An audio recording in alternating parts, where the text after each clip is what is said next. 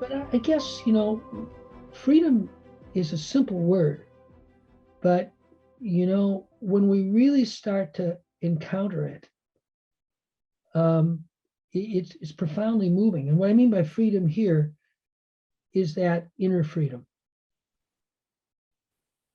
For Mandela to do those sorts of things, he obviously had transcended or become free from his own history, his own fears, his angers, all that, and could kind of hold a space of real freedom, which is to say, yeah, we want things to change on the outside. Don't kid ourselves. If they can't change on the inside, they're not going to change on the outside.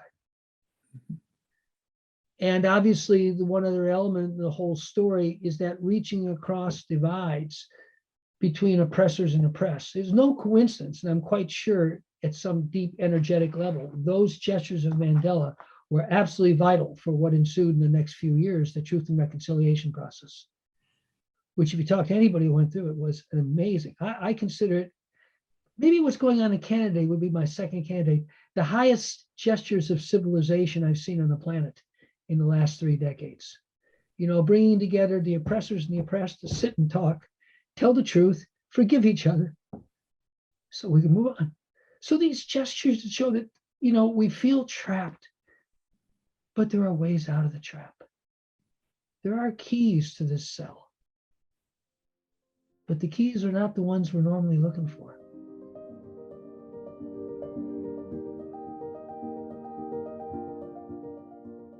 Welcome back to Integral Voices, convened and produced by the Center for Transformative Learning at Meridian University. I'm Bailey Murphy with Meridian University Center for Transformative Learning, and I'm glad to be introducing today's conversation entitled Freedom is a Simple Word, Allowing Another to be a Legitimate Other, featuring Peter Senge and Aftab Omer, with an introduction from Melissa Schwartz. This conversation was recorded live with a virtual audience. Integral Voices is a video and audio podcast found on all podcast platforms, including Spotify and Apple Podcasts, as well as YouTube. To stay updated on upcoming episodes and to explore the archive, please visit meridianuniversity.edu/integralvoices. And now, on to our conversation on freedom is a simple word, allowing another to be a legitimate other.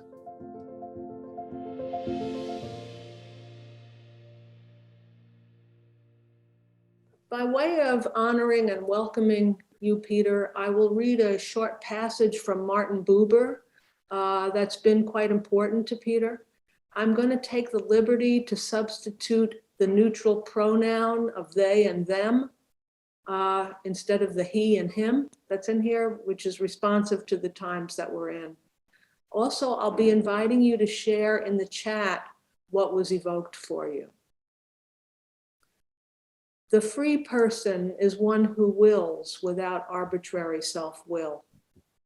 They believe in destiny and believe that it stands in need of them, yet does not know where it's to be found. But they know that they must go out with their whole being. The matter will not turn out according to their decision, but what is to come will only come when they decide on what they are able to will.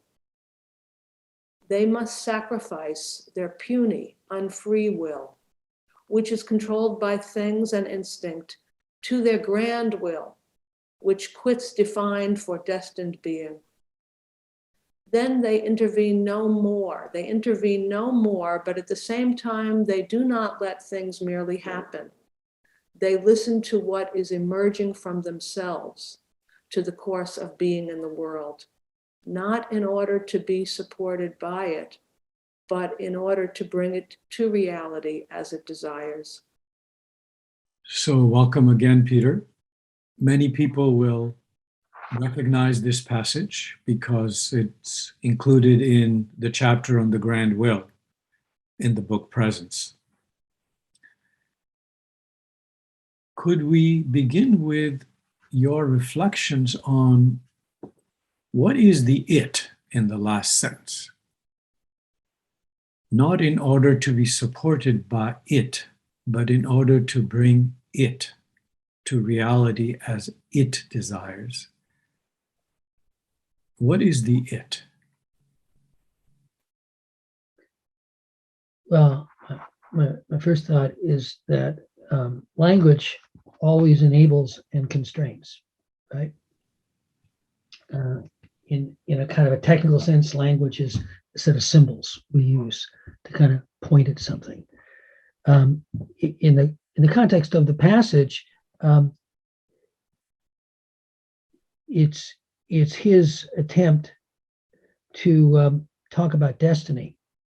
There's another part, different passage, but close to that one, where he distinguishes fate from destiny. And I think, as in so many times, when we're trying to deal with something that's very subtle, we set up a contrast, not because it's A or B, but it's like a little bit more like binocular vision. By having two things we can hold, we maybe see the territory a little more. And he talks about fate as keeping someone in leading strings, as the metaphor, it's like kind of, it's my fate. And personally, I think today, one of the greatest problems in the world is fatalism. I believe we live in an era where there's so many levels of fatalism that it's hard for us to see. A classic example to me, particularly for most of us in the world today, is technological fatalism. This notion that there's this relentless march of technology, and it goes on, regardless of whether we like it or not, regardless of whether we think it's creating well-being or limiting well-being, it's basically out of our control. There's many things like that we regard as out of our control. And to Buber, that was the essence of a culture that has succumbed to fatalism.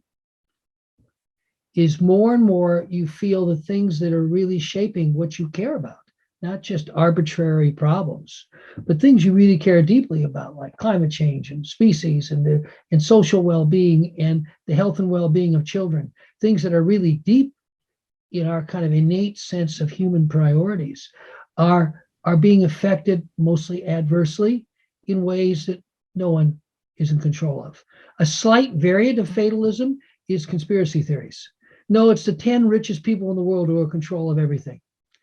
So that's, to me, another type of fatalism. It's basically saying I have nothing to do about it. And really, no one can, because after all, those 10 richest people, they're the ones who have all the power. So conspiracy theories, to me, are kind of a subset of fatalism. So what Buber is really trying to do is kind of invite us into a deep reflection about destiny and fatalism. The word destiny, all words, they're just ways of pointing at things. The word destiny can be heard often as being very much like fate, but he makes a very critical distinction there. And it's all embedded in that passage, but in several other related ones, that no, destiny really only arises in a context of choice. In a sense, it's the fundamental distinction between fatalism or fate and destiny to Buber, that fate is not a matter of choice, destiny is. So that whole image of the free person, and by the way, the German word is Mensch, so it's actually a gender neutral term. The free person must go out to meet her or his destiny. Doesn't sit passively and wait for it. So I think the simplest answer to your question is is destiny. But you have to really think a little bit about what the heck does destiny mean? I'm thinking, Peter, of the Greek word telos or telos. Yes. Often translated as purpose, but inadequately so, which seems to have some of the intimations that you're speaking of. Yes. Yeah, I think it poses all the same difficulties. In other words, many scientists kind of started to reject what they called as teleological explanations as a kind of a carryover from the 18th and 19th century and 20th century science, because it was seen as very fatalistic. But I think you're absolutely right. In the deeper sense of purpose, that's kind of, and this raises obviously very profound ontological as well as epistemological questions. Is it just sitting there, your purpose? Or is it something that's kind of outside of you, but only exists in reality inside of you? So all these questions are kind of linked back to some recurring deep themes in all philosophies. What's inside, what's outside. What's external to me, what do I have no control over? What's internal to me, what do I have control over? Of course, in modern Western psychology, what's internal to you don't have control over either, because it's all drives and instincts. So I think that it's really, it'd be wonderful to me. I obviously have an opinion here. If teleological could be resuscitated, because I've always thought it was a very important idea in Western philosophic history. Telos is not fate. It's something much bigger than fate, but it fell prey to the very same problem that Buber was trying to point to. Peter, you're generally known for the ideas you've written about, because those ideas have become more and more influential. This is a gathering of practitioners. Some practitioners not yet, but headed there. But also in this gathering are early and mid-career practitioners, and a few senior practitioners are also here. So I'm hoping we can draw on your decades as a practitioner. And I've been aware that the field book, which came fairly soon after the fifth discipline, relative to other of your writings, is less often cited. And so I have this very broad question, knowing that you've been turning more and more your attention over the years upstream in terms of the locus, your locus of practice. But stepping back and looking at the world now, I'm recalling the 30 years that Lester Brown, every year, he kept putting out via the World Watch Institute, the State of the World report. I'm wondering what your reflections are today on the state of the world. Well, I think just picking up the threads that we've already started to kind of lay out, I do think it's an era where there's a lot of fatalism. Children are always a good window into a question like this, because up to a certain age, let's say up to the age of 13, 14, 15, they're extremely direct. They become socialized in our mainstream cultures to be less and less direct, usually by then, because they're starting to manage perceptions and have legitimate concerns about how they're seen in their various social groups, very natural developmental questions for adolescents. But in our cultural context, it tends to drift very quickly towards just managing the facade, so you're really focused on how you appear to others. Whereas earlier in life, we tend to be more direct. Kids are very pessimistic about the state of the world today, not just teenagers, young children. And that pessimism has been growing for a very long time. There's been a variety of quite good studies in the last couple of years, kind of surveys of different sorts, but well designed to really reveal this sense of pessimism. I know that the one place where we do a lot of work very closely connected to the province of British Columbia, it's the only place in the world, as far as I know, I keep asking and no one's come up with a good counterexample yet, that actually rigorously tracks the well-being of children from birth. Well, actually, it started from age 5, but now it's been extended upstream from birth. All children in the province, through a series of instruments that are administered in kindergarten and in different stages of school. And not surprisingly, probably had the largest long-term commitment to social emotional learning of any place in the world, going back again about 20 years. And the two were kind of related in terms of political priorities in the province of British Columbia. And the well-being of children in British Columbia, we have compelling, has been steadily falling. They have a variety of vulnerability indexes that all get rolled up into something called the early years index and the middle years index. But it's the most rigorous effort to track how are the kids doing in many places in the world. The kids are not doing well, even though there's been an unprecedented commitment to a lot of things that would have them do better, like really focusing on social emotional learning in primary and secondary education. So I think we can say with some confidence, if things are going worse for the kids in British Columbia, they're going worse for the kids everywhere. And first question for me of that is like, do we care? It's one thing to say, well, we didn't know. Well, we didn't know because we didn't care, I would say. How important is that to us? Because again, to me, children are the most, in many ways, reliable window onto the state of your world.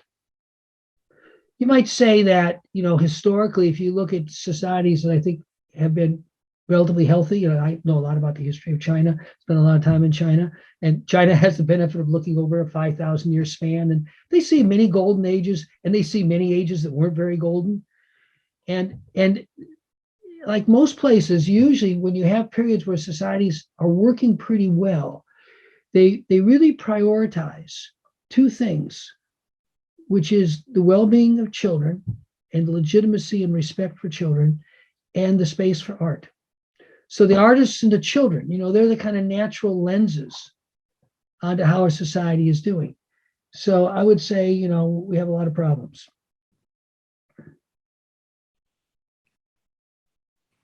Peter, there are these lines from D.H. Lawrence, which go, not I, but the wind that blows through me.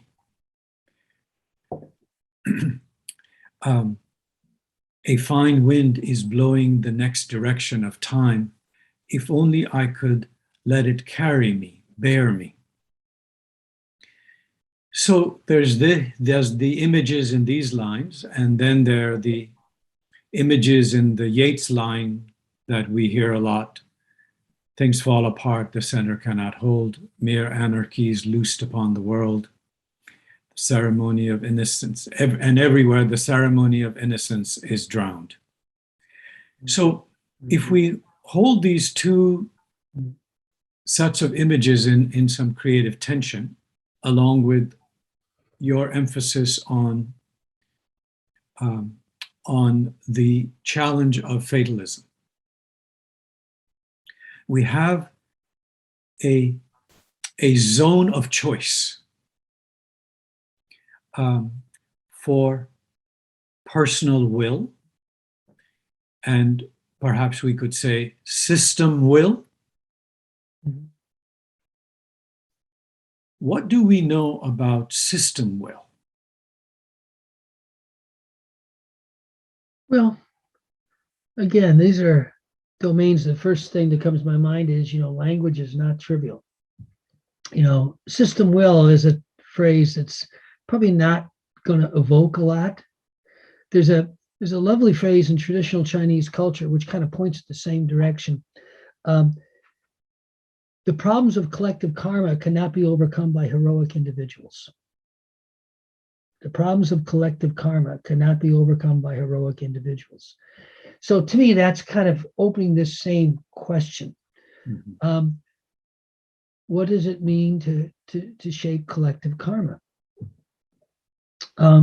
Which is a much more traditional way to talk about what we are all talking about when we talk about systems, right? I mean, it's probably a traditional way that gets very deep very quickly, because it not only points at habit, simplest translation of karma is habit, but collective habit as well as individual habit. And the notion that the deep habits, or in the Sanskrit you would call it sanskars, have accumulated over many, many embodiments. So they're deep. Regardless of whether or not you take a reincarnation perspective, you can just say they're very deep. And they're deep collectively, not just individually. So I think the term system will is a good term technically, But both words are problematic. First off, we hear system in a very mechanical way. We don't hear it in this kind of profoundly cultural, social way of karma. And we tend to think of will as willpower. That's why the Buber quotes and the beautiful D.H. Lawrence one is a beautiful way to kind of get at this territory of will in a very different way, rather than something that comes from me and it's my way of exerting myself in the world, which would be the colloquial use of the will. It's something that comes through me. I have a role, but it doesn't come from me. It's a great line from the Lebanese poet, Khalil Gibran, who talks about children, says, your children do not come from you, but they do come through you. So it's a beautiful metaphor for this whole territory of, it's not that I'm in it, I have no hand in it, but if I think it's only about me, I've obviously missed something, as Lawrence is saying. So I think that system will is a nice thing, but I would not use the terminology. I would find ways to talk about what is it that we really care deeply about. Obviously, that includes me. There's no we without a me. What do I and we care deeply about? What do we care so deeply about that we would be willing to give up things that we're habituated to? That's kind of the territory that you traditionally will get into when you have these kind of conversations. But how to do all of that in a way that you're not just stuck in the individualized will. There's another lovely term from traditional Chinese philosophy called jiaohua, which is almost unknown to contemporary Chinese because it was one of the many, things that got pushed out of China in the colonial era. And it was the oldest term that predated and was used basically the way we would use the term education. But jiaohua means teaching so as to transform. And what you're transforming are the prenatal seeds, the deepest aspects of our karmic, or I'll just say the deepest aspects of who I am that stand between me and enlightenment. And that's education. So it's not that humans have never kind of developed some capacity to have a different orientation, but we have a lot of relearning to do and maybe a lot of letting go to get to that. Teaching so as to transform. Teaching so as to transform. It's an almost lost term. So many Chinese kind of recognize it, but they're not sure what it means. They certainly would never use it because it became supplanted by the term xiaoye, which is the contemporary term for education, which is a very westernized concept of schools and classes and all that kind of stuff, but not the deeper human developmental element of real education, which Xiaohua was all about. Perhaps, Peter, we could make a turn here in terms of connecting your work with education and your awareness of culture. You're unusual in terms of the degree to which you draw from non-Western sources in this field.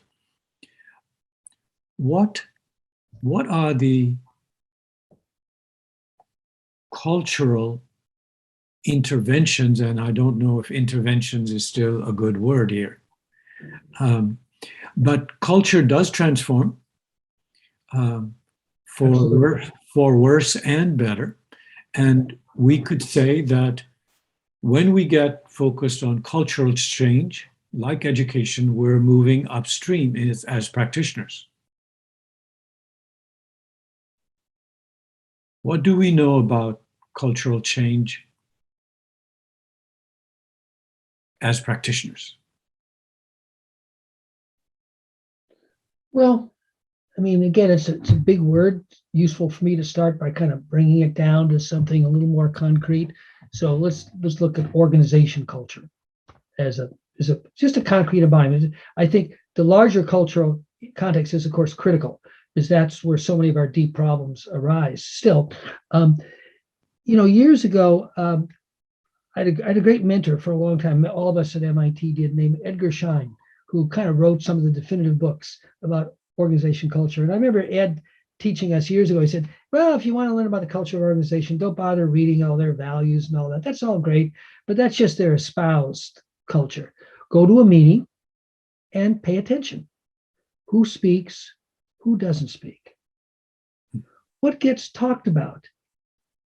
What gets talked about afterwards in the ladies' room or the men's room that wasn't talked about? And by the way, there's not many good conversations in men's rooms, but someplace where the men would go.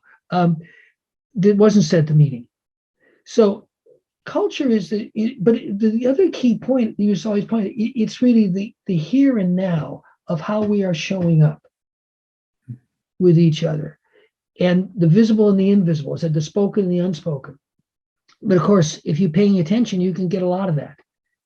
You can see a lot. I think this is one of the big dangers today. This is a bit of an aside, but in increasing dependence on the mediated web-based communications, so much of the information, so much of the potential awareness that we need to sense what's going on in the group is really lost. But of course, it was being lost gradually because we weren't paying much attention anyhow. If you look at most traditional cultures, they never step into a meeting. They always have a ceremonial way to come together. They pay a lot of attention to the transitional spaces, the entry space, the exit space. How do you convene? How do you host? How do you acknowledge your gratitude for the opportunity to be together? What are your ceremonies for opening a space? We just jump into the work. That's one of the reasons the electronic media are so dangerous, because they are basically building on this habituation that let's just get to work. So a lot of what could be a more fluid and more transparent and more visible cultural lens is lost by how we organize a meeting. So again, all this is organization culture. You want to transform organization culture, you transform what happens in a meeting. It's that simple. I mean, it's more than just that, of course, but I mean, that kind of gets you really grounded. And I would say the same has got to be true at societal level. How do we show up with each other? What happens in any given conversation? How many smiles do we encounter during the course of the day? How many smiles do we give to people in the course of the day? I mean, I think the transcendent lesson I learned from Ed Schein is culture lives in the concrete particulars. It's a tricky word because we tend to abstract very quickly from a line like culture. What's wrong with us? But, how do I feel when I do this or that, or when I have this exchange? So it's this kind of particularity of culture that makes culture culture. So I think that when you look at it that way, it is very fluid. Once I start showing up differently, and others will start showing up differently. Culture is very malleable, potentially. It just requires this one little tricky element, which you used in the very beginning, of awareness. It's very hard to change how I show up if I'm unaware of how I show up. So it all starts with that element of reflection. Can I kind of hold the mirror up? Can we hold the mirror up for each other so that we can better understand how we are showing up now? That's the key to the potential malleability of culture. And some people, some are practitioners,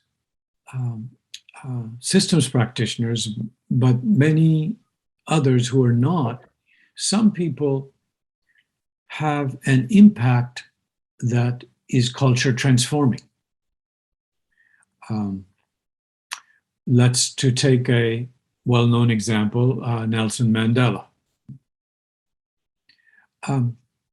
What is happening there?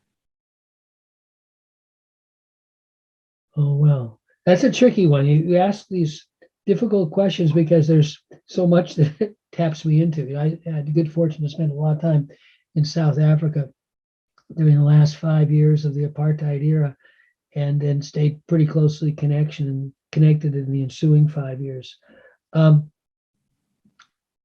First off, you could say, well, what happened to Mandela in his 30 years in prison.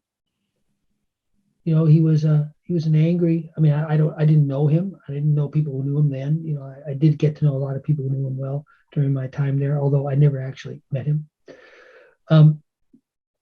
But by all accounts, you know, he's a pretty angry activist sort of guy. And then, you know, something gradually changed in prison. And I think by the time he was released from prison, he just had this profound sense of destiny. That, and the spirit we were talking about before, I think he'd probably be one of the best embodiments I can think of. And part of it, just to illustrate, I mean, this is just a little tiny lens on what was undoubtedly a very multifaceted process, was relationships he developed while in prison.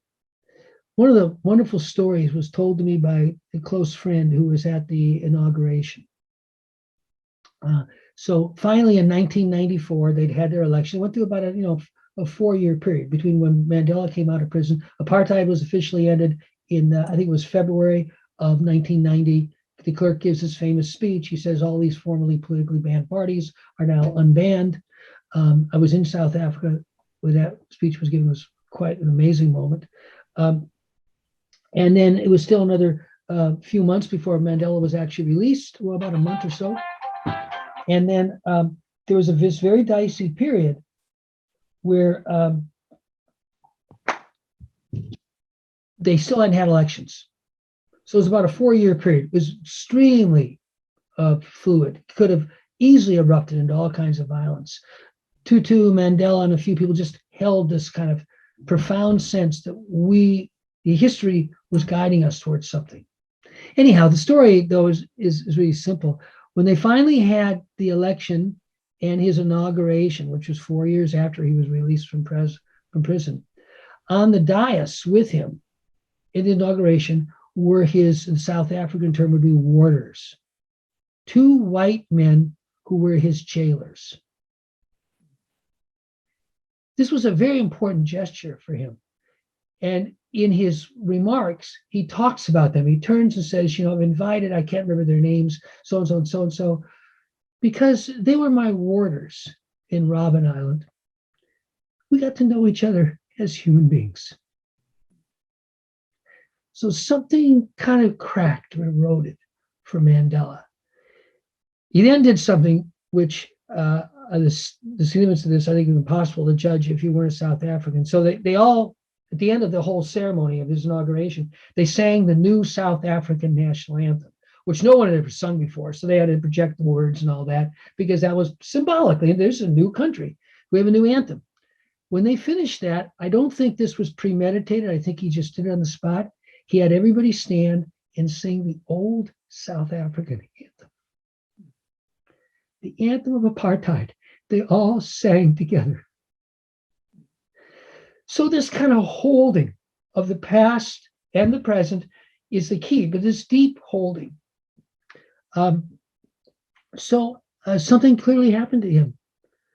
And, that's why starting off with the Buber quote is quite lovely. It's a way into this territory. Well, you get to a point and it's not about you, that's for sure. It's not about your history, that's for sure. You're just nothing but a vehicle. But then you can step into something to really be who you can be as a vehicle. Peter, along with you, many of us are also touched by this story. What are we touching into right now? What's affecting us in this story? Oh, I don't know. Obviously, I can just offer a few personal comments. First off, obviously, for me, it has a lot of personal resonance because of so many close friends, people I know who were so much part of that whole process. But I guess, freedom is a simple word.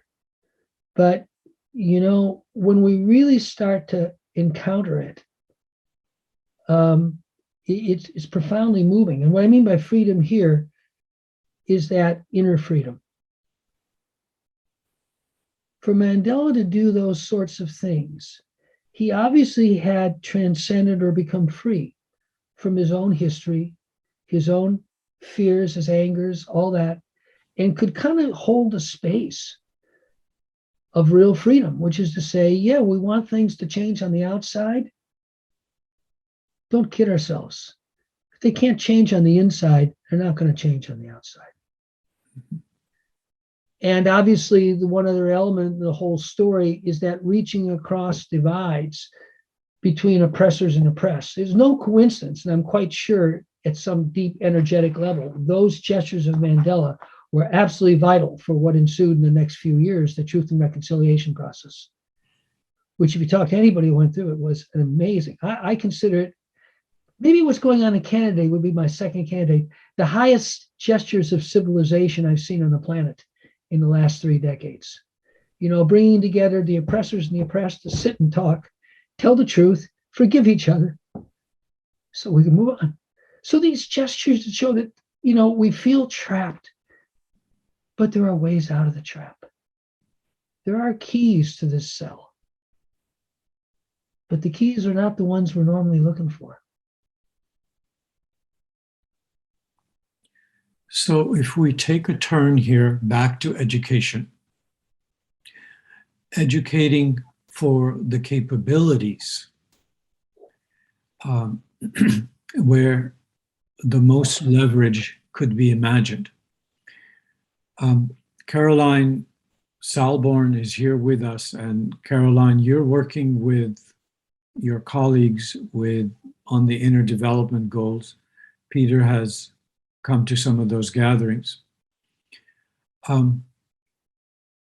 What has been your experience, Caroline, over these last couple of years while the inner development goals understood as so much about inner freedom? What is that trajectory? And I'm wondering if you have a question for Peter about that work. Oh, I feel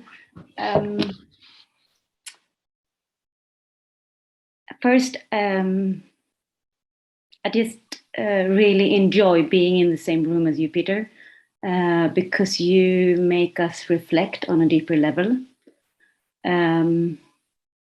Second, Thank you. I think I'm really touched right now, touched by the story. And what strikes me now, looking at, I think if I'm hearing you and going back to your thinking after, I think looking at what capabilities are needed in order for us to grow, it easily very much become a mental journey. And I think what you were saying, Peter, is really about the inner journey. And I think what strikes me now, which I would like to stay maybe then, is how do we foster forgiveness? Because that's really what I heard you saying. You know, hold and encompass the present and the past at the same time means also very much holding ourselves and both the individual and collective with our individual and collective traumas as well. Right. And I think this is very much about systemic change. It's also about holding that and also honoring it. And I sense that you were touched also by the story you told, and I'm curious about what are your deeper reflection right now? What is it that makes you so touched in this moment? Because I think there is deeper senses within you. Yeah, words are not always very adequate. But I appreciate the question. Thanks. Well, I guess one of my premises for a long time, and it occasionally kind of surfaces, and it reminds me, you've been kind of assuming this for a long time. You forget, but it's pretty fundamental. We have very little idea what it means to be a human being. I think we're living in an age that has been a long, steady erosion of this. That's why, like my comments about ceremony, and whenever you're around, I mean, I've had the good fortune to be in a lot of ceremonial sessions with Native American, particularly people, Native cultures from where I live. And I'm always so struck by what, to me, the word that always comes to my mind is sanity. To come together and first give thanks for being together, for the opportunity. And obviously starts with also, or includes also, being thanks for being alive and to be welcome to each other and to receive each other. Whenever I'm around people who start a meeting that way, I go, oh, this is sanity. Which then, of course, reminds me, and I think is another part of why the emotions are so strong, is just how insane we are. I really believe we are an insane culture. I mean, if you think about, by almost any definition of insanity, you organize yourself, give all your efforts and energy to creating things where you don't care about, and systematically find ways to turn your back on the things you really do care about. I mean, those are pretty good operational definitions of insanity. And you get really good at doing it, too. So I think that starting with this simple gesture of humility, that we really don't understand humanness much. And that, I think the corollary with that is we don't really understand life very much. Because we're nothing more or less than an expression of life. When I say the word humanness, it's easy to evoke an individual or to evoke a bunch of us as a species. But I don't think you can understand humanness without understanding what life is. I mean, they're two sides of the same inquiry. What does it mean for something to be alive? And again, I'll use a traditional Chinese term, which one I'm sure many of you have heard, qi. In the Taoist tradition in China, you have these three kind of aspects of quote, energy. I'll use the simplest English word, but it's not a good translation. Qing, qi, chao. So qing is fire energy. Vitality would be the best English word for qing. It's associated with the body from the navel down, all the appetites, the vitality, the energy. A lot of what we would call a healthy person has a lot of qing. The traditional Chinese symbol for qing is fire. Qi, the traditional Chinese symbol for qi is no fire. It's the energy of silence. It's the energy of pure motionlessness. If you're ever around a group of people who get really quiet because something is happening, that's qi. The best English translation for qi would be life force. Qing is vitality, qi is life force. Qing, qi, shen. Shen is spiritual energy beyond form. So these are all considered like the nuts and bolts, the most basic way of understanding what a living system, as a human, as a living system is. And we kind of can recognize them when I explain it the way I just did. Probably every one of those terms made sense to us. So it's sort of like we know this. But any one of those, I mean, I remember the teacher I had in China for a long time used to say, well, qi, you say qi, but it would take lifetimes to understand what qi is, this life force. So I think when we consider these questions seriously, we realize, a certain humility. And I think it's a starting point. It's a little bit like, Alcoholics Anonymous. What's the first step, right? Yes, I am addicted.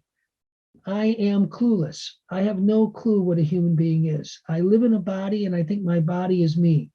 The first step of our expression of cluelessness. And by the way, when the body's gone, that's it. So, we're lost. But you only start the journey when you say, oh, I'm lost.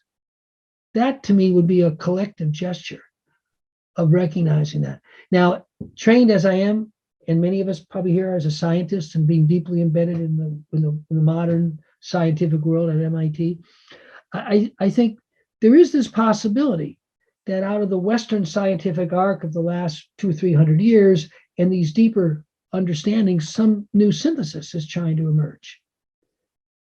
I do think that's a possibility. And I think it's not coincidental that some of the more important teachers of this last 50 years have held that vision, including the man I had as a teacher in China, including the Dalai Lama, that something could emerge. Right now, mostly what's emerging is problem. And, where the Western materialistic view is basically trying to destroy and working very hard. We all are to destroy this deeper knowledge. But I think that statement of humility, that we really don't know what a living system is. Qi is invisible to us. Probably it is invisible in every way, but it's not accessible to us until we start. And this would be an image used in many, many cultural traditions, including the Chinese. Open our hearts. It's not coincidental that in the Taoist system, Qing is associated with the body from the navel down. Qi is centered to the third eye chakra, and it subsumes the heart. So that part of the body that knows in a different way. And then, of course, Qi, Shen, the spiritual energy from the third eye up. So these are old systems, which means they've been tested. They've been used a lot. They're not perfect. They're just models. Nonetheless, they can help orient us. And I think if there's anything that's really important in that wind that's blowing, we are really more and more, whether we're doing a good job of it or not, we more and more are a human presence on the planet. We recognize there are really different cultures. We have a lot to overcome in our tribalistic fear of each other, but we are working at it. And, nature is giving us a little stopwatch. We don't have forever to work this out. The climate scientists kind of agreed to that now that, this decade is actually quite crucial. It's not like we're going to solve climate change in a decade. Of course not. That'll take a century. It really will. But this decade, we either start to turn the ship or we don't. And I think that these are not new issues. Everything I've said is kind of very old. But what's really current is the fact that we've gotten to such a degree of imbalance with the larger natural world that the larger natural world is saying, okay, guys, your time is up. You got to start to clean up your act. And that's why things like interdevelopment goals, so many things are happening in the world like the interdevelopment goals. We're trying to clean up our act. We're starting from such a depraved state. I don't mean to say it in that way, but we have to realize just how far off we are. But that's the first step.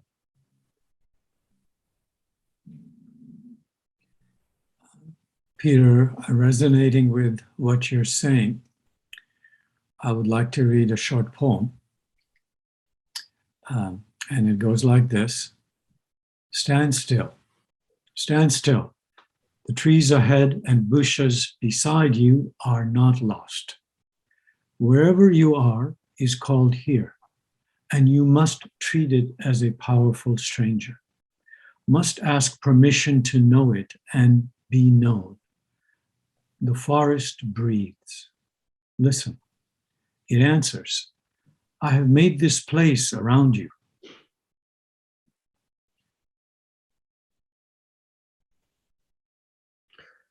If you leave it, you may come back again saying, here. No trees are the same to raven. No two branches are the same to wren. If what a tree or a bush does is lost on you, you are surely lost. Stand still. The forest knows where you are. You must let it find you. That's David Wagner poem called Lost. Peter, because I live in California, I'm hesitant to bring the word love into our conversation. Oh, that's right. I live in Massachusetts. It's okay. But because you know and love Humberto Maturana's work, I will bring up the word and suggest that what was touching you and us when you told the mandala story has to do with connection. And that something has happened where some great cultural transmission has been disrupted. And that this disruption of transmission, therefore the importance of indigeneity at this time, that in this disruption, a great transmission of human capability is also a casualty. And just inviting your reflections on this line. And hoping to circle back to humility.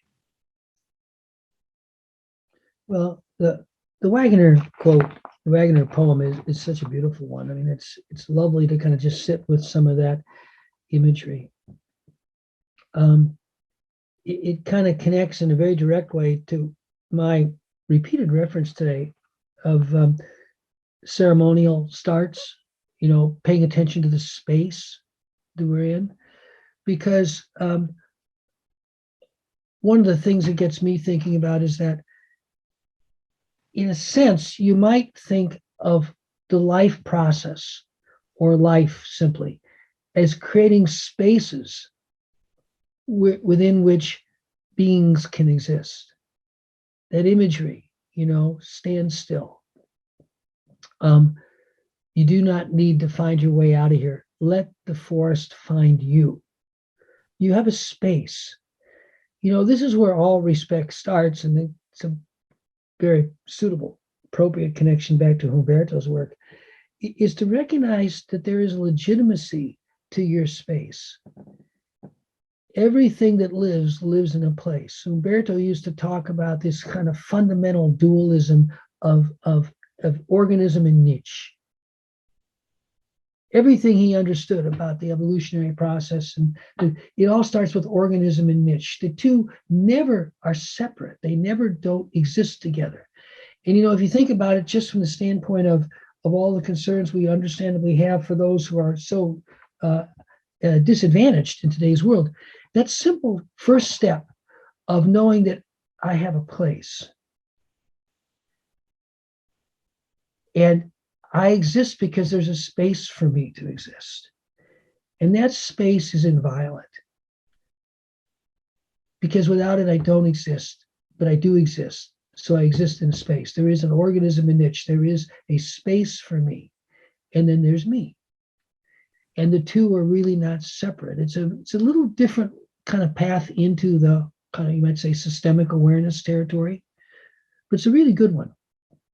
As I'm sure Aftab, Humberto had this wonderful definition of love. We've used it a lot. It's allowed us in all kinds of settings, including lots of times at MIT, to legitimate the use of the word, because he simply defined love as the act of allowing another to be a legitimate other.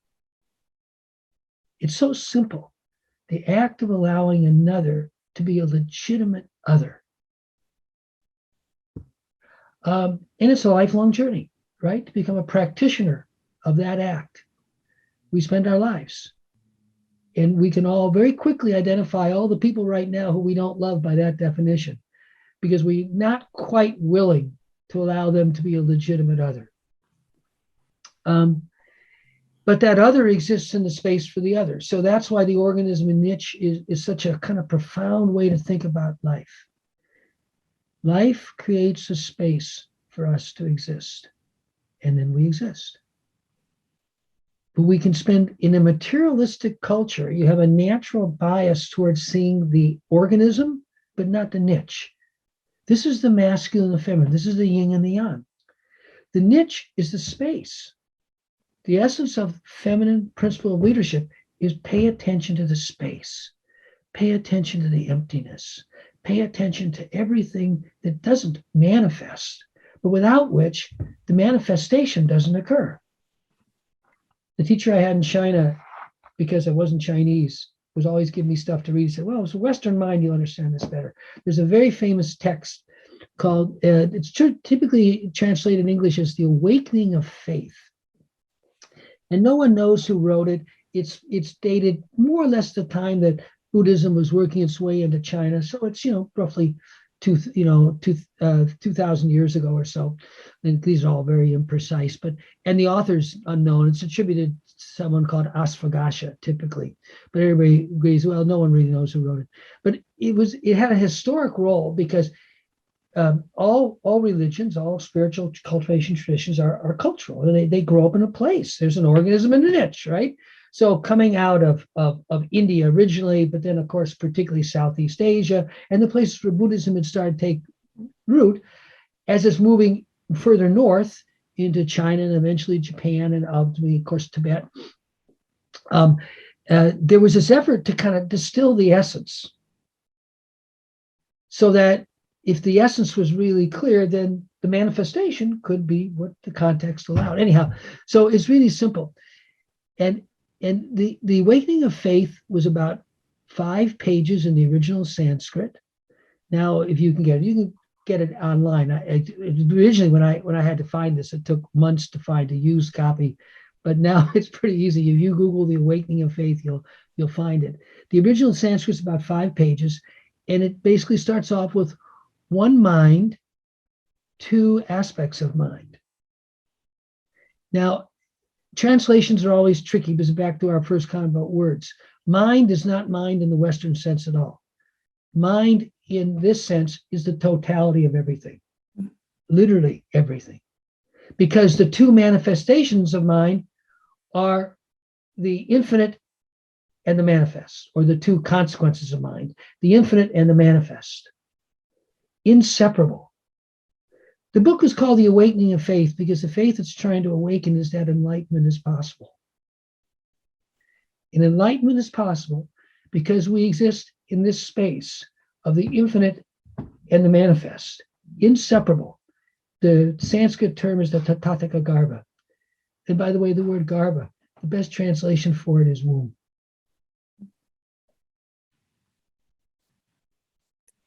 So that's the space Humberto tried to articulate for us Westerners.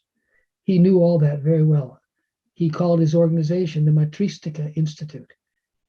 Matristica in Spanish, it's very clear, it comes from the word madre, the womb. I'm thinking also, Peter, about Teilhard de Chardin's phrase, awakening our faith in the future. Yeah. And that the importance of our faith in the future in a time of fatalism. Right. Also thinking, I want to be sure to mention Edgar's 2 recent books, not so recent, but not enough attention, perhaps because of the topic. One of them is called Humble Inquiry. That's a few years ago. And then a book he wrote with his son called Humble Leadership.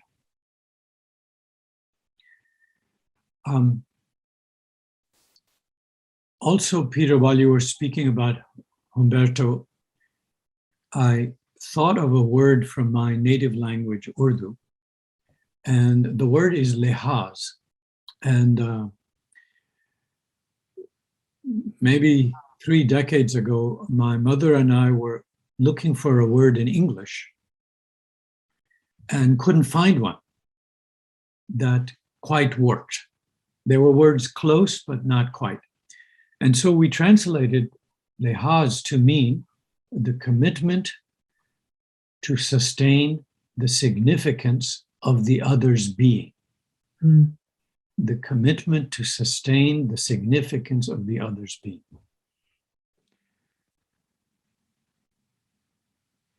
So, consistent with lehaz, Peter, noticing the time, and with lehaz for your next commitment, we will say goodbye to you,